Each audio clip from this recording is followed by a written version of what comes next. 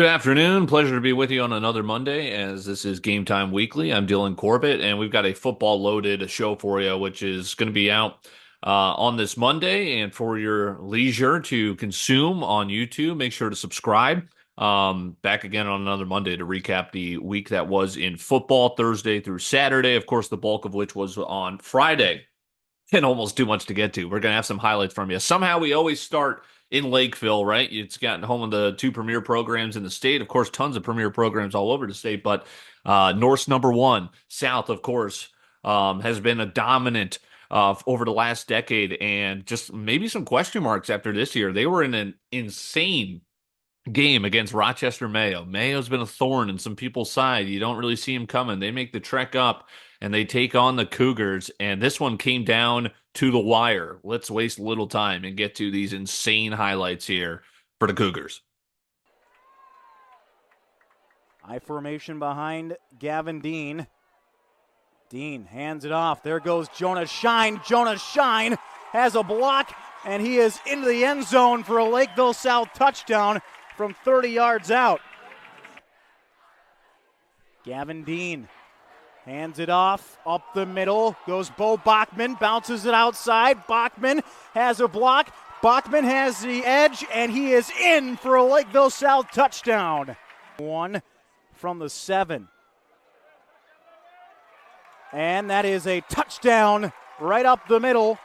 Connor Cade again. The ball is at the 2-yard line. They're going to hand it off to Connor Cade, and he is in for another Lakeville South touchdown. Out with the football. They lead by 7, 28-21. They're going to the end zone, right up the chute, and that's caught for the touchdown. Henry Hauge with the touchdown from 24 yards out right before halftime, and Lakeville South finds the end zone once again before the break. 8:49 left in the fourth. Lakeville South on the board again to make it 40-28. And fourth on homecoming here as Gavin Dean gets the snap. Pressure comes up. He's going to launch it deep. And that is caught. It is caught at the 2-yard line. Clock stops with 2 seconds left. Under center. Hands it off to Jonah Shine, and he's in for the touchdown. And that's it. Lakeville South picks up the win here at home against Rochester Mayo. 46-43 over Mayo, the buzzer beater, my word. But South improving to 2-3 with that get-out-of-town victory, right? That could have easily been an L, and it does raise some eyebrows to what's going on with the defense, right? 4 straight games, they have allowed 29-plus points. So keep an eye on that going forward. We'll take a look ahead in just a moment. But North, they didn't escape too easily. In their ranked matchup, Egan has been a very strong team this year, getting the ranking next to their name. They come into Lakeville and gave them a scare. Let's take a look at the highlights now for North. Forsgren in motion. Grossman will just throw it to Ripplinger, who walks in, this time for a Panther touchdown. Panthers looking to tie going into halftime. We're now down to 3.5. Grossman lets it fly and finds the receiver. A perfect pass. Fries. Out leaps Gus Bowie, who is in pretty good position, but a perfect throw. The play, he'll pitch to the outside. Ball on the turf. Still loose, picked up by Lakeville North. Reese Hunt waiting for a block and back for a score. Reese Hunt, the fumble recovery, returned for a touchdown.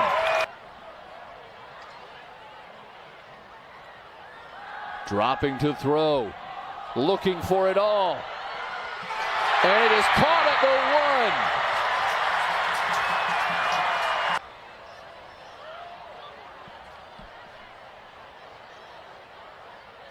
He initially is stopped, but second effort is in for a Lakeville North touchdown. Bennett Larson caught Ripplinger in the backfield. Grossman tries Ripplinger, and he is in for a touchdown. 8 yards, Sam Ripplinger, his third. And Lakeville North holds on. 36-33, the number one team remains unbeaten for another week. Some other scores. Wyzetta comes in and spoils Eden Prairie's homecoming. Now back-to-back losses for EP, who falls to 2-3. Maybe out of the rankings. We'll have to see. 27-21 loss there. Centennial beat Osseo. They're now 3-2. Don't look now after a slow start. They're back. Chaska finally wins a home game. 28-6. They're now 3-2, but that was their first victory and at home, and it came on homecoming. So a special night there down in Chaska. 28-6 they won. And Prior Lake now 1-4. They can't catch a break. Just a gauntlet of a schedule. Edina comes in, wins 28-21. Great matchup. Great game, but the Lakers fall short. How about Farmington going on the road and they beat the Irish? Tough year out of Rosemount so far. Again, just the schedule, the state level of football is just so great. Anything can happen any given week. We'll dissect what could be for the rankings ahead here in just a moment. But Farmington gets a road victory. They're now 3-2 and sitting pretty in sections.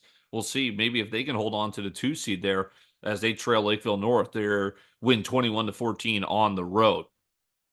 Chanhassen, right? We saw their 2 losses at to begin the season. Now they have ripped off 3 straight. It was back to 3 straight victories, that is. It was back-to-back shutouts. Now they just went down to Mankato West and won 37-28. Mankato West, a ranked team, they go in and win by 9, and a great victory there for the defending state champs. Mankato East beats Waconia, and that sets up this matchup here for Chan, welcoming in Mankato East, who's likely going to move ahead of West in the rankings. Chan still not getting that respect. After starting 0-2, now they're 3-2. They're looking for another big ranked win, and maybe that cracks them back into the standings, the rankings. That'll be this Friday on chanstorm.live, and I'll have the game for you. So looking forward to that this Friday. Wrapping up some other scores. Mentioned Mankato beat Waconia. That was actually a great game. Mankato East winning 34-31 at home. And Shakopee, after they beat Eden Prairie, they are undefeated no more. One of these teams had to lose, and it turned out to be the Sabres. They lost against Minnetonka 21-13. Meanwhile, Maple Grove, one of the last remaining unbeatens, they blew out Blaine, blew them absolutely away, 35-0, shutting out a ranked opponent. So my question to you is, what do you do with the rankings now? Lakeville North, number 1. I think they deserve to stay there. They beat a ranked opponent in Egan. It was a 3-point game, but it got a little close there towards the end. North again, winning these close games. I think they deserve to stay atop at 1, and it sets up their matchup down in Rochester Mayo, who just almost upset Lakeville South up in Lakeville. So again, Mayo, now they couldn't get South. Can they get North? It'll be at their place. That should be a rocking atmosphere as the number 1 team. We'll see coming out in the latest rankings. They'll look to stay unbeaten. Maple Grove, with this convincing 35-0 win over Blaine, also a ranked opponent, a little bit lower than Egan. But does that thrashing of Blaine give the voters enough to leapfrog them? Again, I think it's worth a conversation. Don't know if it's deserving, but the 2 top teams in the state looking pretty good here in Lakeville North and Maple Grove. Then there's also Minnetonka. They just beat Shakopee. Is that worth? They are the 3 remaining unbeatens. Is that going to stay 1, 2, 3? Why not? We'll set up this week's schedule in just a moment. But Minnetonka, big win over Shakopee, ends their unbeaten season. North beating Egan by 3, and then Maple Grove blasting Blaine 35-0. And then Edina, 28-21 against Prior Lake. They are the top 4. And of course, Edina, I don't think is going to be leapfrogging any of the undefeateds, but Shakopee will be sliding down. Interesting talking points as we'll see the most recent rankings. But that's the week that was, and another wild week of Minnesota prep football.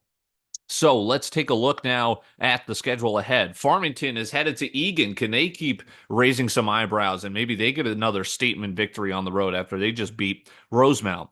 EP hosts Tonka. I mean, time to lick the wounds and get back in the win column for Eden Prairie, right? They lose at Shakopee. Now they get spoiled by Wayzata. And now you got to go and face undefeated Minnetonka. Rather, you get to host them. That is going to be a great game we'll preview throughout the week. And of course, half worry on EP Eagles Live. Mentioned North is heading to Mayo. South is going to Rosemount. So we'll see if South can get back to 500 here. Again, will that defense shape up? Irish, a little bit of a down year. So South will look to get back.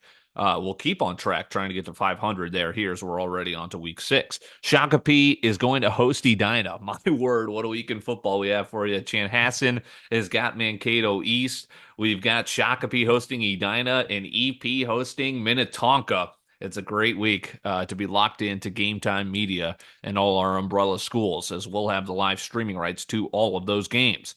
So again, just mentioned Chanhassen beating Mankato East, and now they're hosting Mankato East, who just beat Waconia 34-31, who Chanhassen went and won again. So that should be a great matchup. And then lastly, we'll end this episode of Gametime Weekly with Chanhassen girls. A little highlight goal here for Bella Naples, who is 6th in the state at Class AAA with 17 goals. And Buffalo just entered the rankings here today or yesterday.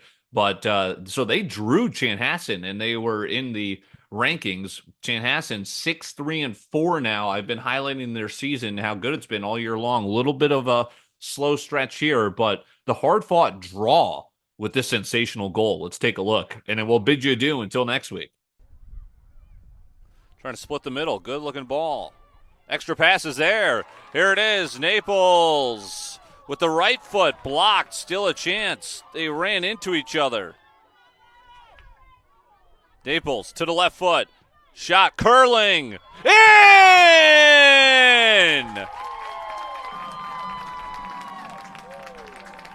Senior day for the Storm, but it's a hard-fought point as they come from behind in Naples. Another sensational goal, her 17th of the year.